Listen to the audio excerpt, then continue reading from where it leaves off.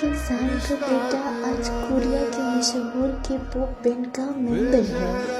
वो किसान का बेटा आज करोड़ों दिलों की धड़कन है।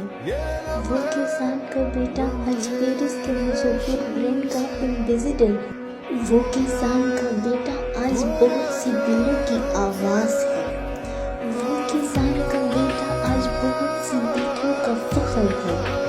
वो किसान का बेटा आज अपनी 2 लाइन से पूरे सॉन्ग को अपने नाम कर देता है। वो किसान का बेटा है ना, जिसकी एक झलक देखने के लिए एयरपोर्ट में लोगों का हुजूम जमा होता है। वो किसान का बेटा आज मिलिट्री में रहकर अपने मुल्क की हिफाजत कर रहा है।